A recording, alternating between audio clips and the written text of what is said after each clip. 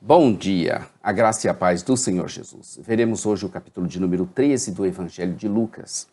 A porta está se fechando, é melhor você entrar logo. Você vai entender o que eu estou falando.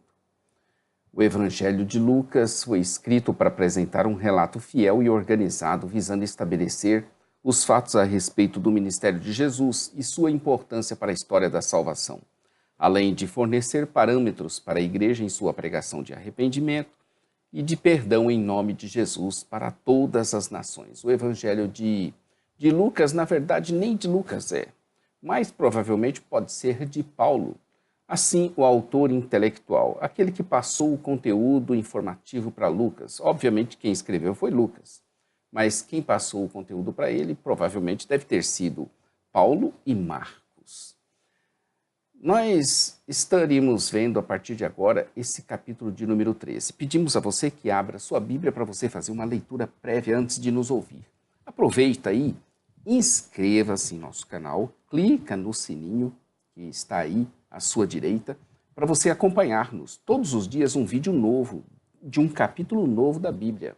Nós temos esse compromisso, nós vamos expor cada um dos capítulos da Bíblia. Eu sou o pastor Daniel Deusdete da Igreja Os Semeadores. Nós estamos na quarta parte, que é o ministério público de Jesus da Galileia a Jerusalém. Como já dissemos, até o capítulo 19 veremos esse ministério. O Evangelho de Lucas registra a jornada de Jesus em direção a Jerusalém. Não há um paralelo mais extenso nos outros evangelhos, embora haja paralelos de algumas sessões individuais. O Evangelho de Lucas apresenta uma caminhada solene até a capital, onde Jesus morrerá, conforme o relato que nós estamos fazendo, morreria pelos pecadores de acordo com a vontade de Deus. E essa parte também foi dividida em outras subseções. Estamos vendo agora o capítulo de número 13. É óbvio que nós colhemos o que plantamos, mas isso não é matemática. A consequência imediata, a ação é quase certa, mas algumas retardam um pouco, ou algumas demoram demais, ou algumas até parece que não vão acontecer. Por exemplo, o que semeou o Senhor, haja vista que recebeu tantos descasos, traição, julgamento, maligno, sofrimento e morte. Ué, o que semeou ele para receber isso? Entendeu? Você entendeu, né? E a vida de Paulo, que semeava a semente da palavra de Deus e foi o maior fundador de igrejas do mundo. E os mártires, e aqueles que pregam onde ninguém ousa sequer visitar. E os heróis da fé de Hebreus 11, dos quais o mundo nem digno era. Porque há inocentes? Aí é que entra a palavra-chave, né? Porque há vítimas, e há realmente, de fato, há inocentes e há vítimas, que elas podem ser tão fatais que elas não têm a recompensa de receber aquilo que foi semeado ou de colher o que ela plantou. Ela, pelo contrário, ela foi vítima da violência. Não é porque há culpados e porque há aqueles que praticam o mal. A vítima é vítima porque é mais pecadora que as demais? Eu não creio assim. O inocente injustiçado é mais culpado que os outros por estar sendo prejudicado? Jesus diz que não, mas que igualmente iriam perecer se não se arrependessem. Eu creio que Deus fará justiça sim. Fará justiça por mim, mesmo que eu tenha sido injustiçado aqui nesta vida. Se creio na justiça de Deus, creio que também haverá o juízo de Deus sobre aqueles que viveram regaladamente por toda a vida, sem sofrerem qualquer dano ou sem terem colhido aquilo que semearam. Por isso que a lei da semeadura, ela vai se cumprir totalmente. Ela não se cumpre hoje no plano normal que nós entendemos, mas ela vai se cumprir. Bênçãos e julgamentos. A partir do verso 27, do capítulo 11, até o capítulo de número 13, verso 9. Começamos, né, no capítulo 11, verso 27. E vai até o 13, verso 9. Que é como já falamos, estamos vendo o capítulo de número 13. Então, até o verso 9, nós estamos vendo bênção e julgamento. E depois nós vamos entrar na seção E. Lucas compilou uma série de relatos nos quais Jesus definiu contrastes entre aqueles que recebem as bênçãos de Deus e aqueles que recebem o julgamento de Deus.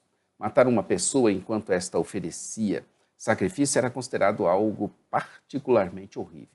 Esse incidente registrado apenas aqui da morte dos galileus, cujo sangue Pilatos misturava com os dos seus sacrifícios, sem dúvida contribuiu para reforçar a reputação de Pilatos como um homem cruel. Era crido que as desgraças eram resultados de pecados muito graves.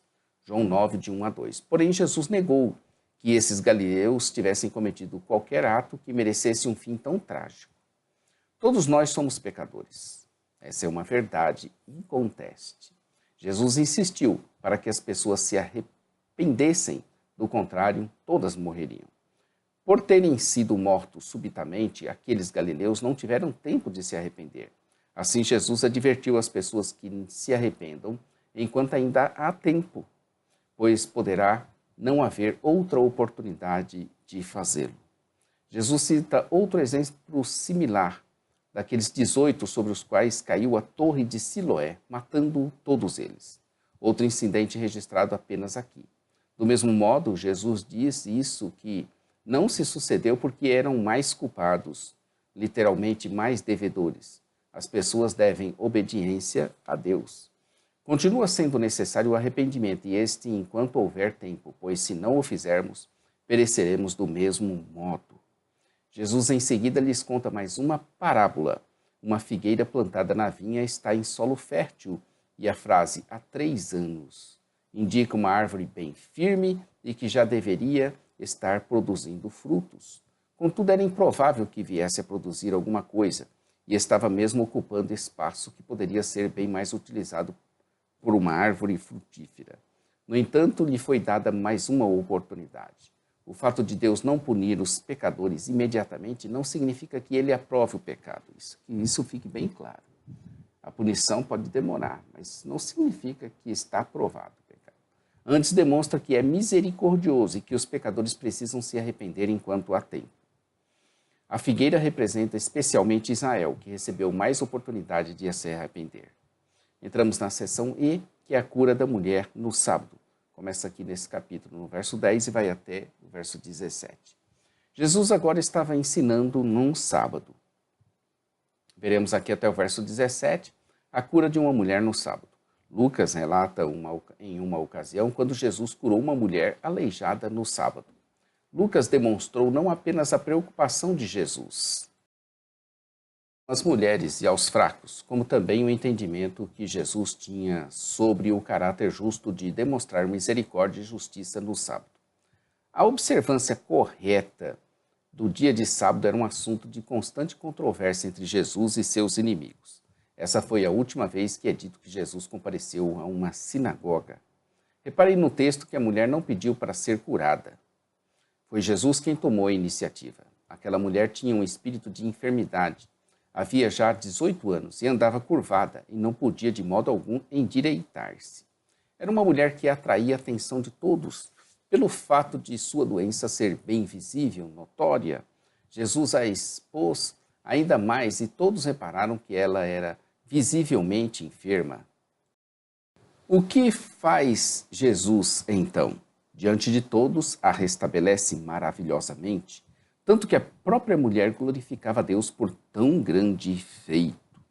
O príncipe da sinagoga e todos ali viram a maravilha feita por Jesus e, ao invés de também glorificarem a Deus, tenta passar um sermão em Jesus, dizendo que ele não podia fazer aquilo no sábado, pois havia 6 dias para trabalhar. É realmente uma piada, né? A cegueira é tão forte. O diabo cegou o entendimento dos incrédulos. Cuidado, tá? A cegueira é tão forte que o sol brilhando não consegue enxergar. Jesus não teve outra palavra para descrevê-los e chamou de hipócritas. Isso atingiu o chefe da sinagoga e todos que concordavam com ele, pois os judeus cuidavam dos seus animais no sábado tanto quanto faziam em outros dias.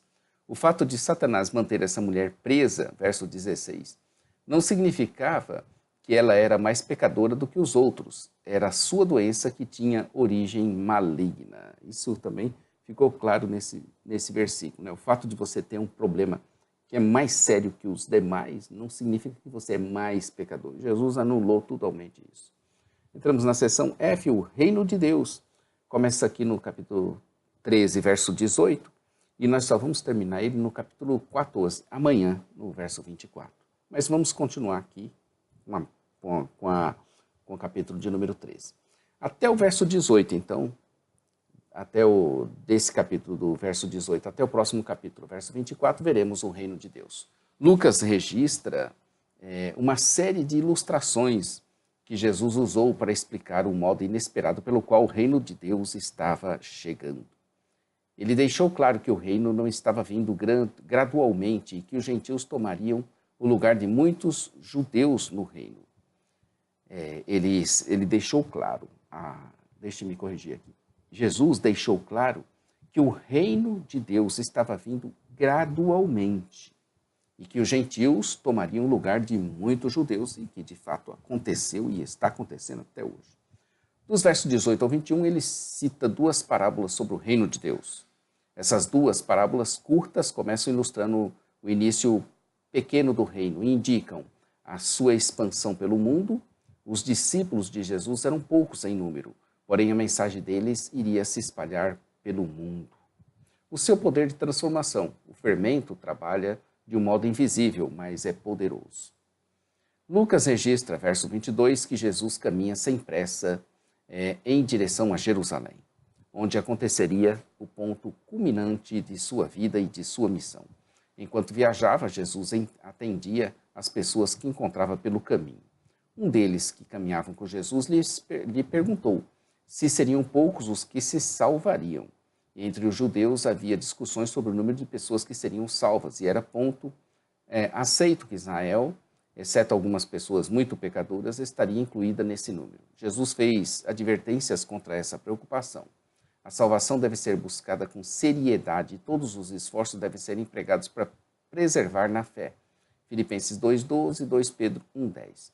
A dádiva da salvação tem um tempo determinado e deve ser aceita durante o período em que é apresentada. Haverá um tempo controlado pelo pai da família em que se levantará e fechará a porta. Muitos ficarão do lado de fora querendo entrar, mas ele responderá que não sabe de onde eles eram. A recomendação de Jesus no verso 24 é forte. Porfiai, ou vigiai, por entrar pela porta estreita, porque eu vos digo que muitos procurarão entrar e não poderão. Esses que ficarem do lado de fora irão argumentar que comiam e bebiam na sua presença e ele ensinava nas suas ruas. Versos 26 e 27. Não é suficiente, então, ter um relacionamento social com Jesus e ouvir os seus ensinamentos. As pessoas tinham apenas uma atitude superficial e não aceitaram o senhorio de Cristo. Não é mencionado um pecado específico aqui, mas apenas a condenação geral dos que praticam a iniquidade. Verso 27. Haverá choro de tristeza e ranger de dentes de raiva, ao verem os grandes homens com os quais eles sempre se associaram, felizes, enquanto eles mesmos ficarão de fora, o que demonstra a oposição ativa contra tudo que é ativa de Deus, contra tudo que é mal. Os salvos são pessoas vindas de todas as partes do mundo, do Oriente, do Ocidente, do Ocidente, do Norte, do Sul, incluindo os gentios.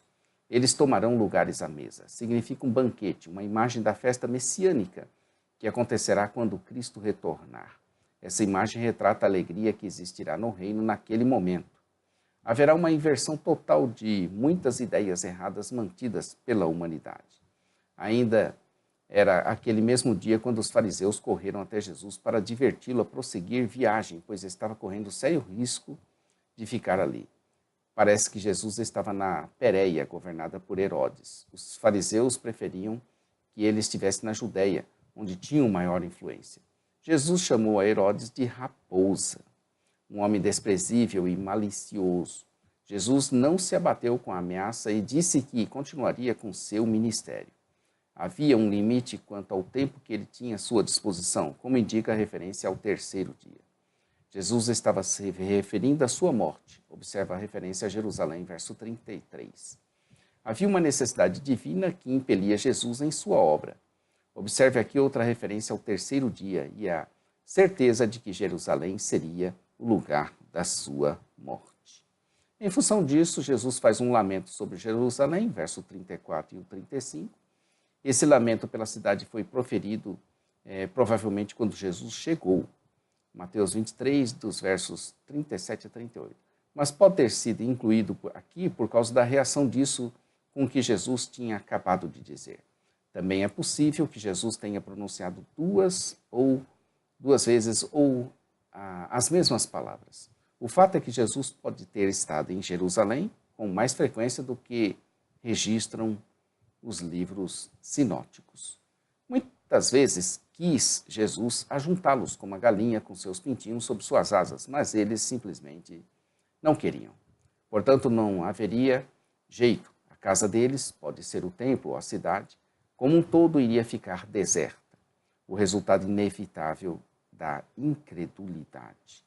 Isso deveria se suceder até que venhais a dizer, bendito aquele que vem em nome do Senhor, verso 35.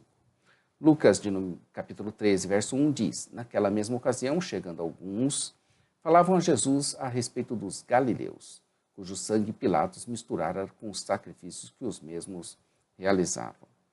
Nós já falamos a respeito disso, e Lucas 13 tem 35 versículos, e o verso 35 diz, e eis que vossa casa vos ficará deserta.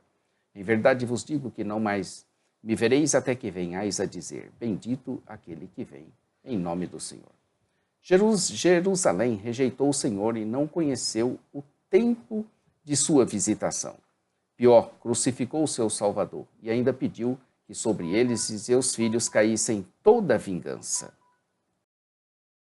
Pois bem, queridos, chegamos ao final de Lucas 13 e amanhã estaremos aqui com Lucas capítulo 14.